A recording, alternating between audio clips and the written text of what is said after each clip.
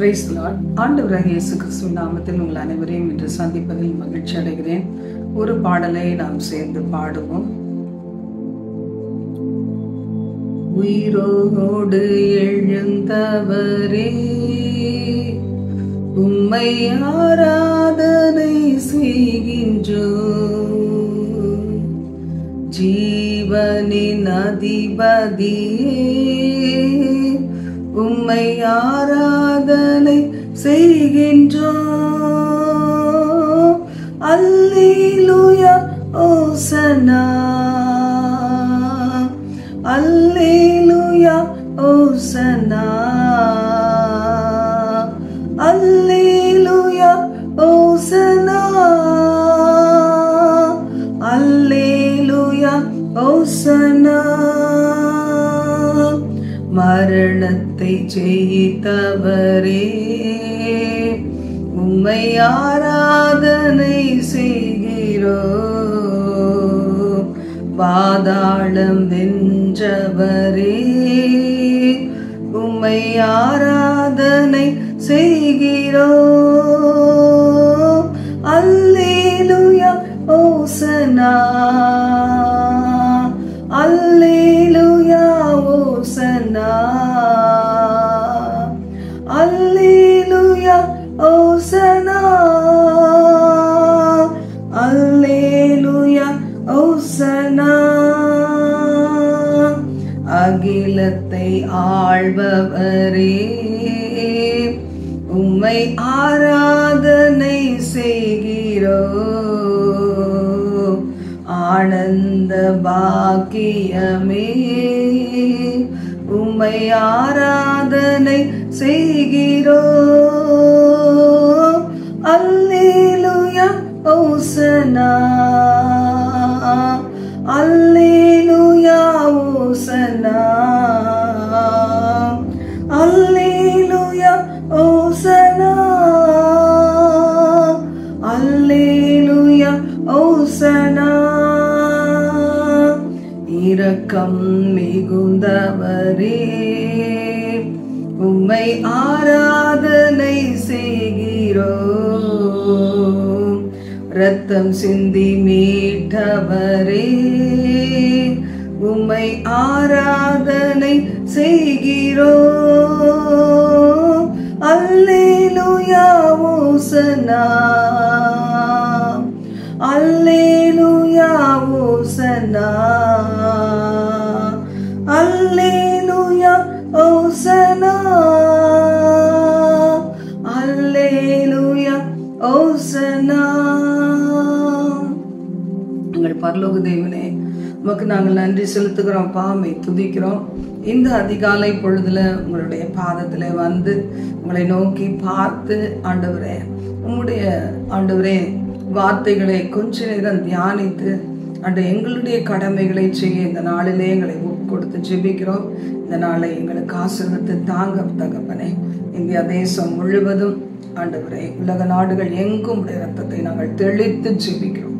அக்னி ஜுவாலையான கண்கள், அக்னி மயமான கண்கள் தேசத்தின் மீது, உலக நாடுகளின் மீது, நீர் படைத்த எல்லாவற்றின் மீதும் ஆண்டவரே அப்பா, ஆண்டவரே நோக்கமாய் இருந்து ஒவ்வொருவரையும் ஆண்டவரே உங்களுக்கு நேராக இழுத்து கொள்ளுங்கப்பா.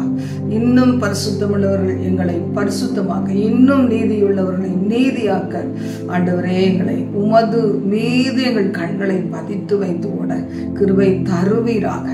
ஒவ்வொரு வீடுகளையும் பிரசன்னம் இறங்கட்டும், பிரசன்னம் இறங்கி ஆண்டவரே வீட்டுல ஒருவர் உம்மை நோக்கி பார்க்கும்போது முழு குடும்பங்களையும் கர்த்தர் பக்கம் திருப்புவீராக. எல்லாவித பயங்களுக்கும், எல்லாவித பாவங்களுக்கும், வியாதிகளுக்கும் விலக்கி காப்பீராக. நீர் எங்களோடு இருப்பதற்கு நன்றி செலுத்துகிறோம். எங்களோடு தங்கிரும், எங்களோடு பேசும். இயேசுவின் நாமத்தில் ஜெபிக்கிறோம் பிதாவே, ஆமென், ஆமென். இந்த நாள் நாம் பார்க்க போகிற செய்தியின் தலைப்பு,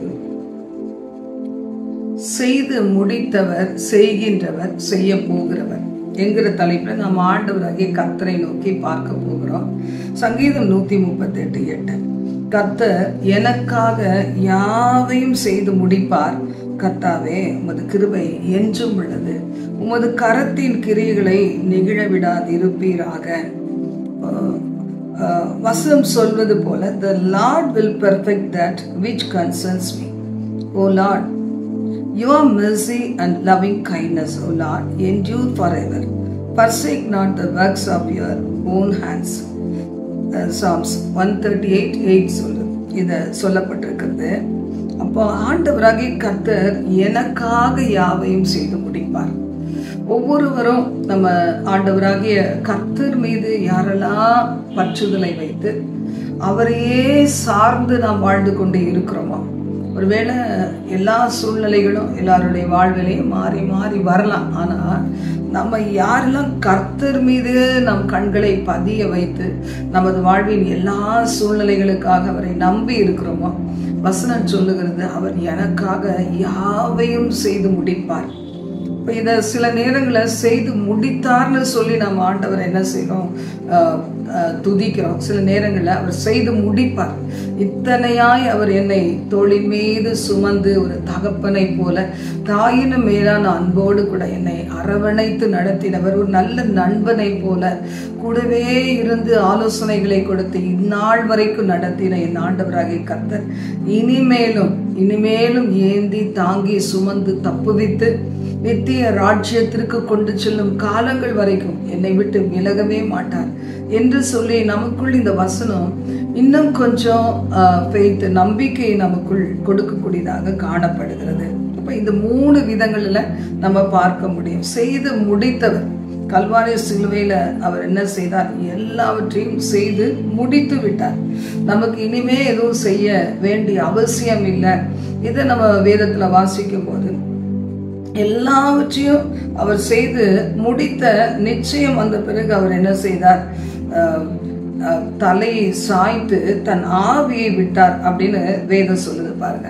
அப்ப எதையெல்லாம் அவருடைய வாழ்வில் பிதாவாகிய தேவன் செய்து முடிக்க வேண்டும் என்று சொல்லி அவர் விரும்பினாரோ, தீர்க்கதரிசிகள் மூலமாக ஆண்டவராகிய இயேசு கிறிஸ்துவின் வாழ்க்கை குறித்து என்னெல்லாம் எழுதப்பட்டு இருந்ததோ அத்தனையும் நிறைவேற்றி முடிக்கப்பட்டது என்பதை தேவன் உணர்ந்தவராக என்ன செய்கிறாரு அப்படின்னா, தன்னுடைய ஆவியை ஆண்டவராகிய கர்த்தரிடத்துல ஒப்பு கொடுத்து தலை சாய்த்து ஒப்பு கொடுத்தார் என்று வேதம் சொல்லுகிறது.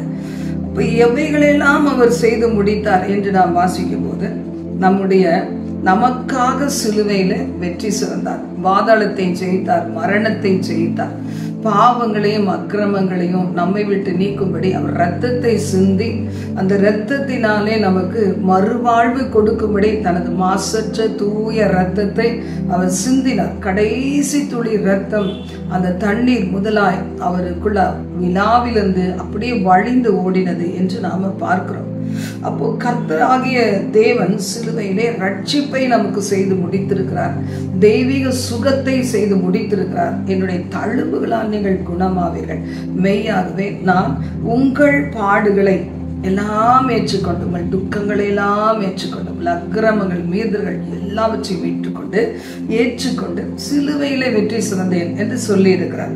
அப்போ கல்வாரி சிலுவையில இத்தனையும் ஆண்டவராக இயேசு கிறிஸ்து உங்களுக்காக எனக்காக செய்து முடித்திருக்கிறார். ஜீவ காலமெல்லாம் நம்ம மரணத்தை நினைச்சு பயப்பட கூடாது என்று அந்த மரணத்தையே அவர் அந்த பள்ளத்தாக்கை கடந்து போய் அவர் மரித்து உயிரோடு எழுந்திருக்கிறார். அது நிமித்தமாக இன்னைக்கு நமக்கு மரண பயம் இல்லாதபடி இன்று ஜீவிக்கிறோம்.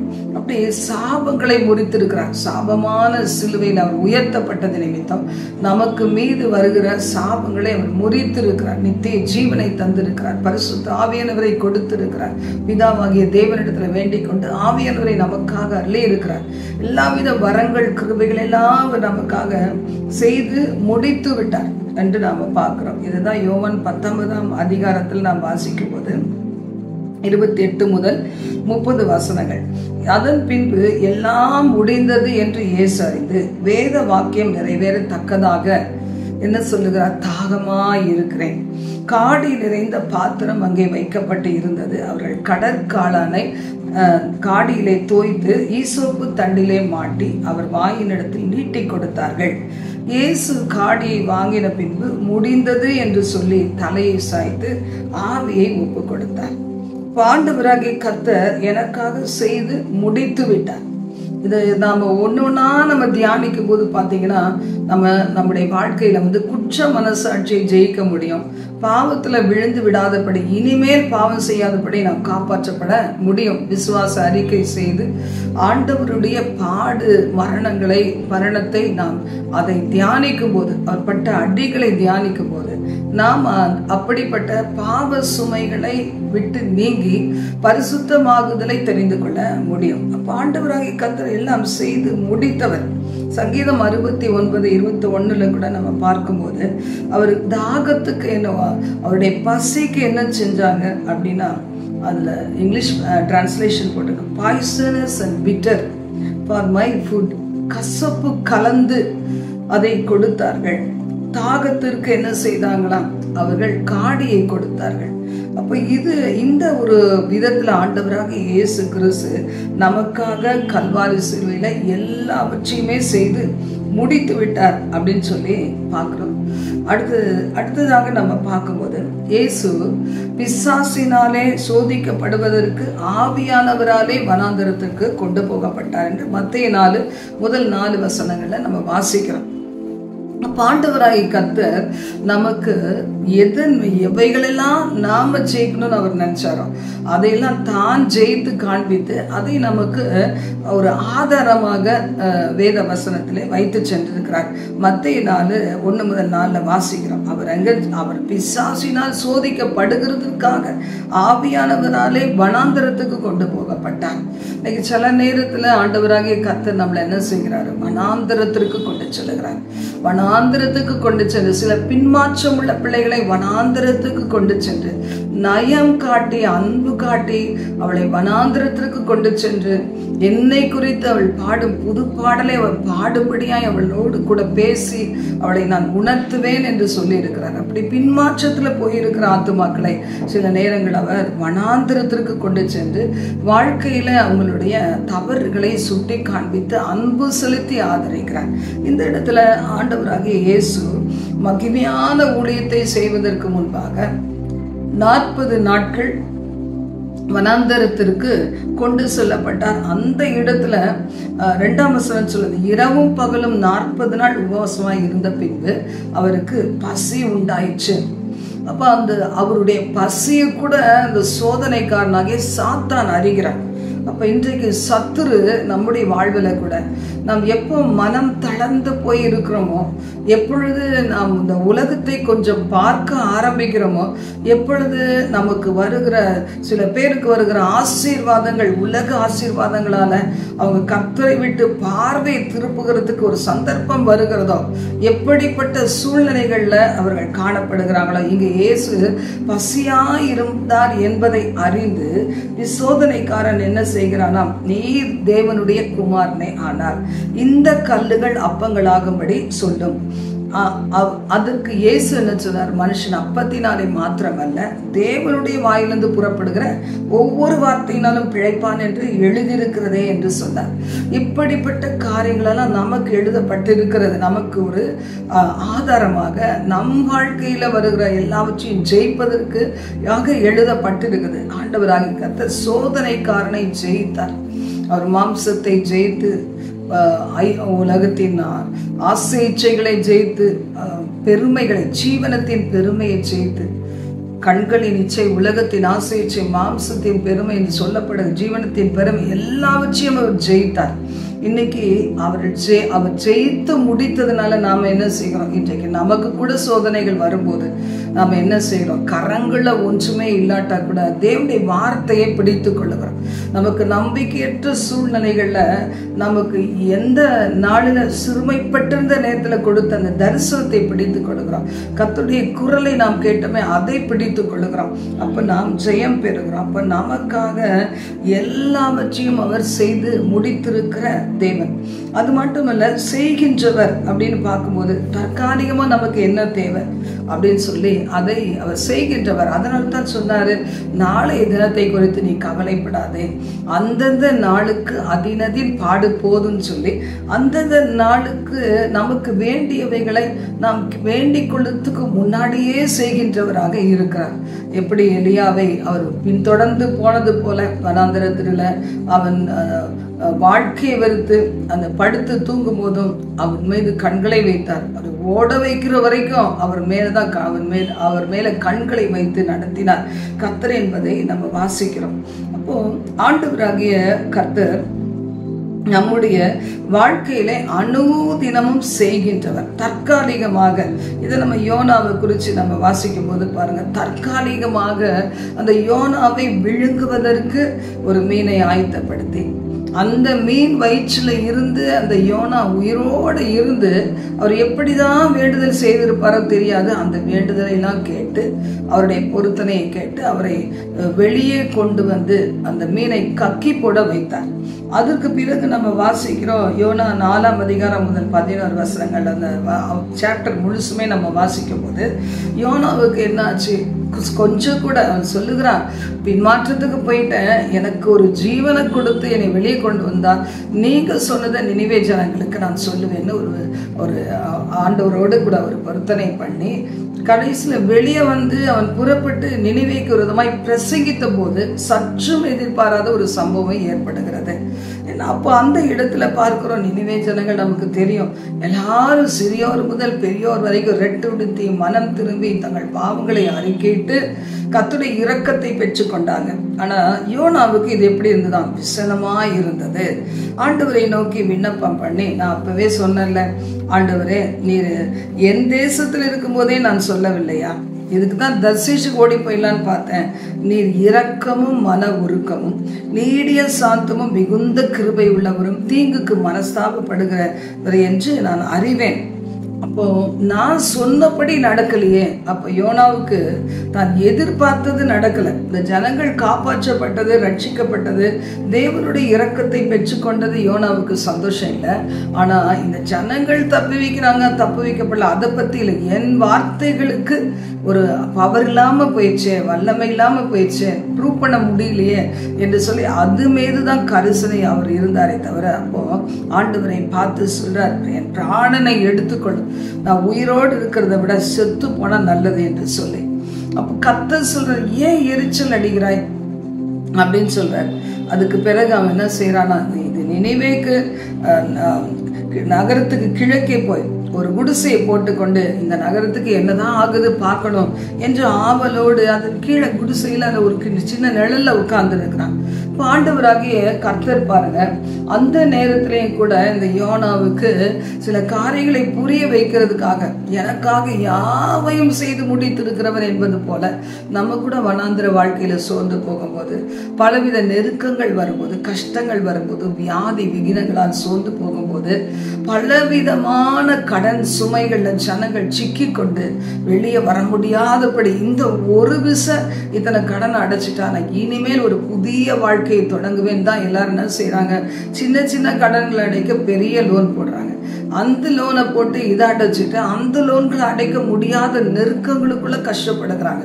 அது மாதிரி இந்த இடத்துல நான் பார்க்கும்போது அந்த யோனாவை என்ன செய்கிறாரு, சரி அவன் ரொம்ப சோர்ந்து போயிருக்கிறான், எனக்கு ஒரு அற்புதத்தை செய்யலாம், அதே சமயம் புத்தியாக அவன் புத்தி அடைபடி செய்யலான்னு சொல்லி ஒரு ஆமனுக்கு செடியை என்ன செய்தாராம், அவனுடைய தலையின் மேல் நிழல் உண்டாயிருக்க மனமடிவுக்கு நீங்களாயிருக்க.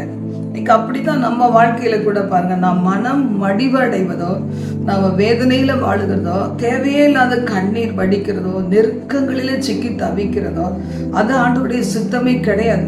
நெருக்கம் வரும்போது, ஆபத்து வரும்போது, கஷ்டங்கள் வரும்போது, பற்றாக்குறை வரும்போது, பிசாசினுடைய போராட்டங்கள் வரும்போது அவர் சொல்றாரு, இடைவிடாம நீ ஜெபம் பண்ணு, விழித்திருந்து ஜெபம் பண்ணு என்று சொல்லி பல விதங்களை என்னை நோக்கி ஆபத்து நேரத்துல கூப்பிடு, மனுஷனுடைய தயவை நாடி ஓடாதே, என்னை பற்றிக்கொள், ஆபத்து நேரத்துல கூட நீதிமான் அசையாம அவன் என்றென்றைக்கும் நிலைத்திருக்கும் சீயோன் பர்வதத்தை போல இருப்பான் என்று வேதம் சொல்லுது.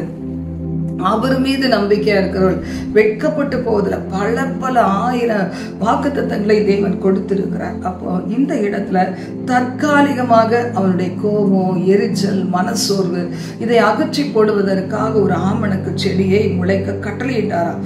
அதை அவன் மேல் ஓங்கி வளர பண்ணினார். அப்ப அது அவனுக்கு எப்படி இருந்தது? இதமாக இருந்தது. அப்ப அதை நினைச்சு அவன் ரொம்ப சந்தோஷப்பட்டான். அது ஒரு நாள் தான். மறுநாளிலே என்ன நடந்தது? கிழக்கு வெளுக்கும் நேரத்தில் தேவன் ஒரு பூச்சி கட்டளையிட்டார். அது ஆமணக்கு செடி அப்படி அரித்து போட்டது என்று பார்க்கிறோம். அப்ப சூரியன் உதித்த போது தேவன் பாருங்க, இன்னமும் அவருக்கு யோனாவுக்கு உணர்த்தும்படியா உஷ்டமான கீழ்காற்றை கட்டளையிட்டார் என்று நாம பார்க்கிறோம்.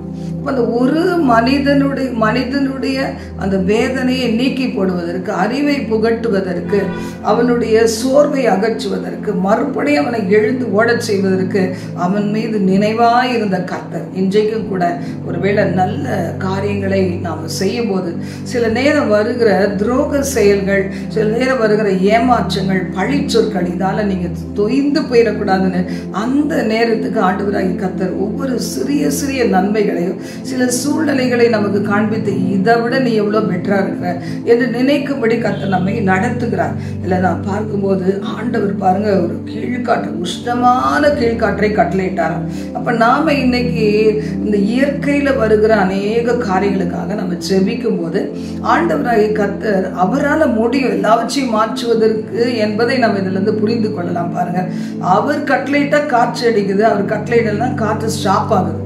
அதே மாதிரி அவர் கட்டளையிட்டா மழை பெய்கிறது, இல்லைன்னா வானத்தின் பலகணிகளை அடிச்சுட்டா மழை பெய்வது இல்லை. எல்லாவற்றுக்கும் அவர்கிட்ட தான் பவர் இருக்கு. ஆண்டவராகிய கர்த்தர் பிதாவாகிய தேவன் கிட்ட எல்லா வல்லமைகளும் இருக்கிறது.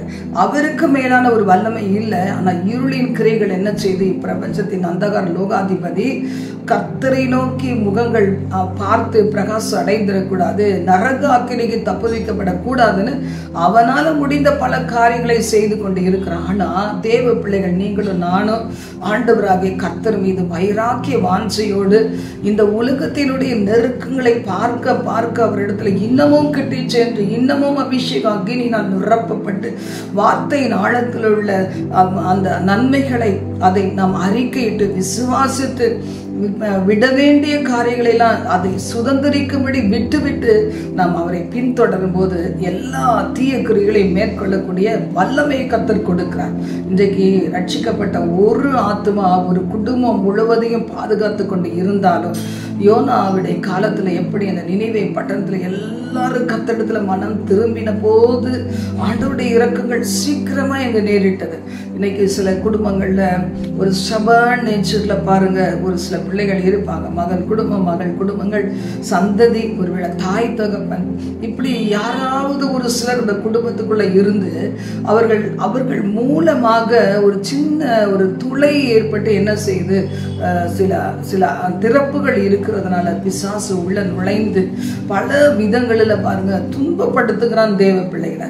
இதை புரிந்து கொண்டோமானா எனக்காக யாவையும் செய்து முடித்திருக்கிற கர்த்தர் என் குடும்பத்துல இப்படி வழி விலகி போகிற ஒவ்வொரு பிள்ளைகளையும் தன் பக்கம் இழுத்துக்கொள்ள அவர் வல்லவர் என்று சொல்லி அவர்கள் ரட்சிக்கப்படும் மட்டும், அவர்கள் கீழ்ப்படிய மட்டும்.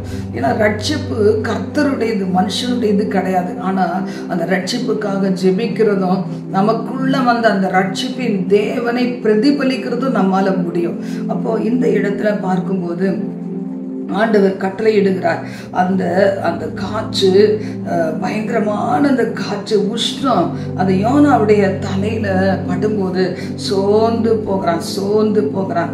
அப்ப ஆண்டவர் சொல்றார், நீ ஆமணக்கு வளர்த்தியா, செடியை வளர்த்தியா? இல்லையே, நானே வளர்த்தேன், நானே அழிச்சேன். அப்போ ஒரு நாள் கூட நீ ஒரு பிரயாசப்படாம ஒரு சின்ன நன்மை வந்துருச்சுன்னா அப்படியே களி கூறுகிற. ஆனா அதை நான் கை வைக்கும் போது மறுபடியும் ஏன் எரிச்சல் அடைகிறாய்? நீ அந்த ஆமணக்கு செடி எப்படி அழிஞ்சு போச்சு, எனக்கு இவ்வளவு நன்மை கொடுத்ததுன்னு நீ பரிதபிக்கிறாயே. 11ஆம் வசனம் சொல்லுது, வலது கைக்கும் இடது கைக்கும் வித்தியாசம் அறியாத 120,000 பேருக்கு அதிகமான மனுஷரும் அநேக மிருக ஜீவன்களும் இருக்கிற மகா நகரமாகிய நினைவேக்காக நான் பரிதபியாமல் இருப்பேனோ அப்படின்னு சொல்லுகிறார். அப்ப ஆண்டவர் இரக்கம் உள்ளவர். இன்னைக்கு நம்ம வாழ்க்கையில கூட எனக்காக யாவையும் செய்து முடித்தவர், இன்றைக்கு செய்து வருகின்றவர், என் மன சோர்வுகளை அகற்ற செய்து வருகின்றவர், நாள்தோறும் எனக்காக எல்லாம் செய்து வருகின்றவர், செய்ய போகிறவர். உங்களுக்காக ஒரு ஸ்தலத்தை ஆயத்தம் பண்ணின பின்பு நான் வந்து உங்களை என்னிடமாய் சேர்த்துக் கொள்வேன், நான் இருக்கிற இடத்துல நான் உங்களை வைப்பேன் என்று சொல்லி இருக்கிறார். இன்றைக்கு உலகத்துல இந்த கடைசி கால நெருக்கங்கள் எல்லா விதத்திலையும், ஒருவேளை எப்பக்கம் நம்ம நெருக்கப்படுகிற ஒரு சூழ்நிலைகள், ஒரு குடும்பத்துல கூட நமக்கு ஒரு ஆதரவாக ஒரு பிள்ளை எழும்ப முடியாத ஒரு சூழ்நிலை அப்படி காணப்பட்டாலும் நாம தேவன் மீது நம்பிக்கை வைத்திருந்தோமானா, ஒருவேளை நம்மை சூழ இருக்கிற பிள்ளைகள் கர்த்தரை அறியாமல், கர்த்தரை ஏற்றுக்கொள்ளாமல், நினைவே ஜனங்களை போல பெரிய பாவங்களை நான் செஞ்சு இன்னைக்கு இருந்தாலும் அவர் ஆண்டவராகி கர்த்தர் ஏன் இன்னமும் அவர்களுக்கு ஜீவனை கொடுத்து வருகிறார் என்றால், ஒரு ஆத்துமா கூட நரகத்துக்கு போறது ஆண்டவர் சுத்தமே கிடையாது. ஆனாலும் எல்லாரும் பரலோக ராஜ்யத்துக்கும் வர முடிகிறது கிடையாது. ஏன்னா அவர்களுடைய வழிகளை விட்டு திரும்ப இருதயம் இல்லை.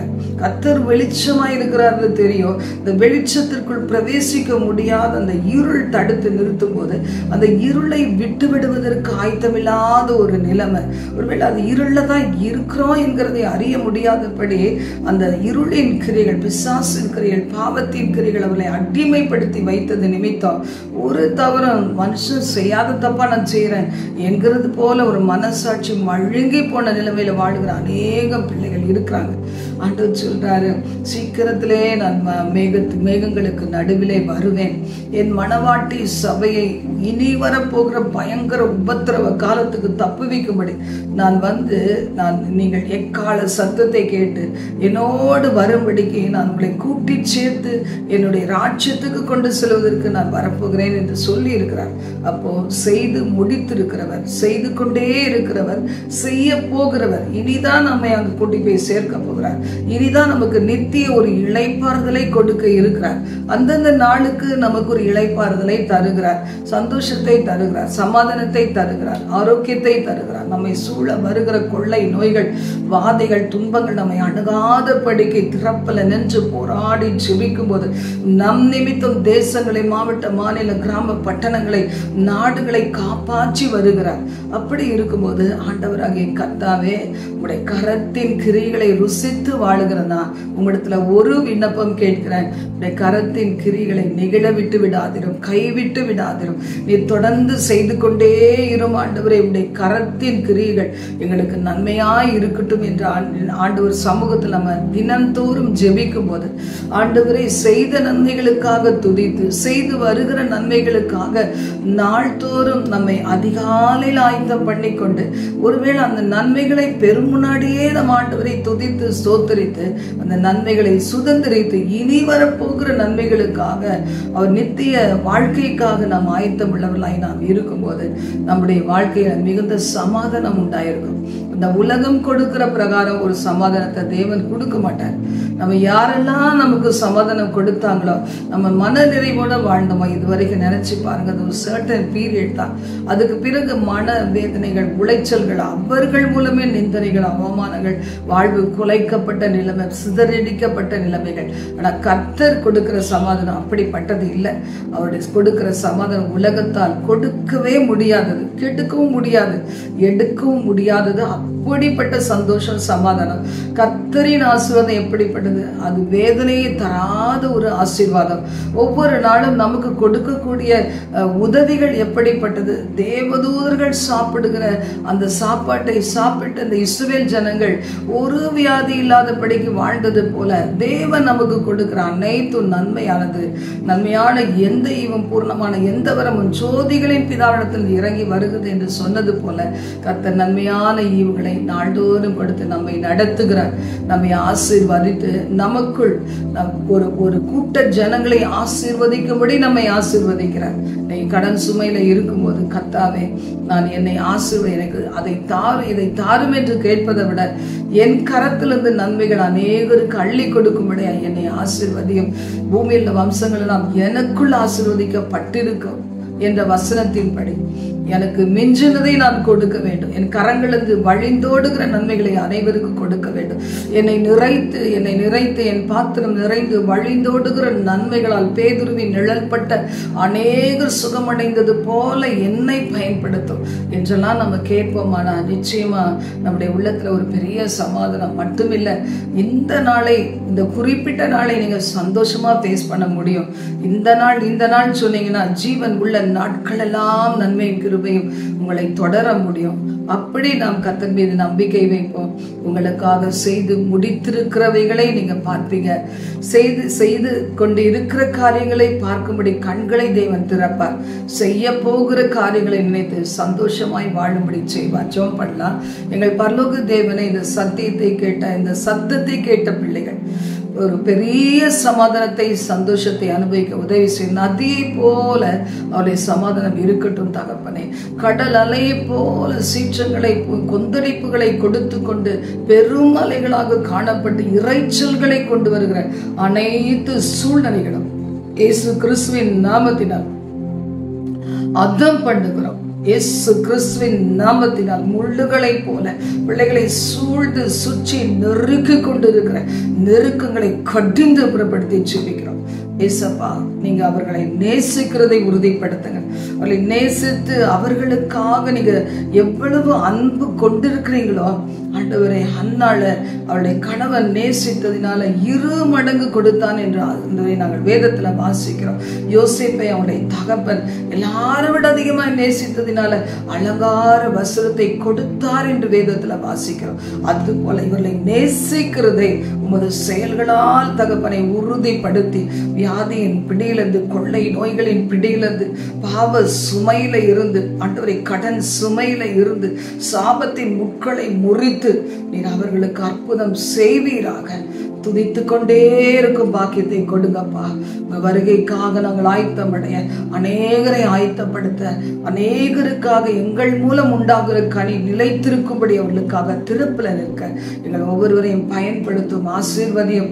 ஆயுசை கேட்டால் தீர்க்காயுசை கொடுக்கிறவர். ஒவ்வொரு பிள்ளைகளுக்கும் தீர்க்காயுசை கொடுத்து ஜீவனோடு தேசத்துல அவனை கழிப்பாக்கும். ஆசீர்வதியும், காத்துக்கொள்ளும். இயேசுவின் மூலம் பிதாவே. ஆமென், ஆமென். God bless you.